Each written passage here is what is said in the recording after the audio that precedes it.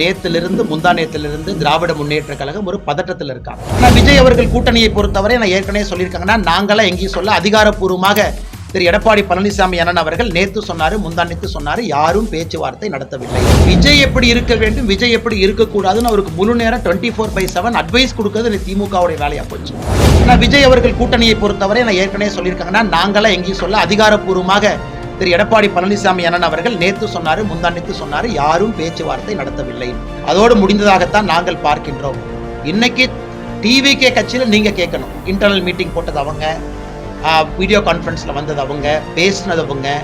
அதனால எங்களை பொறுத்தவரை எங்களுடைய கூட்டணியினுடைய தலைவராக இருக்கக்கூடியவர், முதலமைச்சர் வேட்பாளராக இருக்கக்கூடியவர், அவர் சொன்ன கருத்து தான் இறுதி கருத்தாக நாங்கள் பார்க்கிறோம். நேத்திலிருந்து முந்தா நேத்திலிருந்து திராவிட முன்னேற்ற கழகம் ஒரு பதட்டத்தில் இருக்காங்க. அவங்க எப்படி ஜெயிக்க போறாங்க? கம்யூனிஸ்ட் கட்சி கூட்டணி பேச்சுவார்த்தையிலிருந்து கிட்டத்தட்ட வெளியே போயிட்டாங்க. திருமாவளவன் அவர்கள் கூட்டணி பேச்சுவார்த்தை பக்கம் வரவே இல்லை. எத்தனையோ கட்சிகள் அசமாதானத்தை வெளிப்படுத்துறாங்க, நாங்க வரவே மாட்டோம். அதையெல்லாம் கண்டுக்காம விஜய் எப்படி இருக்க வேண்டும், விஜய் எப்படி இருக்கக்கூடாதுன்னு அவருக்கு முழு நேரம் 24/7 அட்வைஸ் கொடுக்கிறது திமுகவுடைய வேலையா போச்சு. ஏன் திருமாவளவன் அவர்கள் அட்வைஸ் கொடுத்துட்டு இருக்காரு. 4 நாளைக்கு முன்னாடி திருமாவளவன் அவர்களை பொறுத்தவரை விஜய் RSS ஆகும். நேத்து திருமாவளவன் அவர்களை பொறுத்தவரை விஜய் இந்த கூட்டணிக்கு வரக்கூடாது.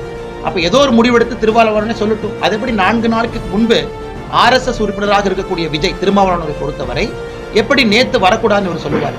அதனால எனக்கு தெரியலீங்கன்னா, தேவையில்லாத கருத்துக்களை வைக்கிறாங்க. அதுல திரு இளங்கோவன் அவர்களுடைய கருத்தும் அந்த கருத்துல சேர்த்துதான் நாங்க பாக்குறோம்.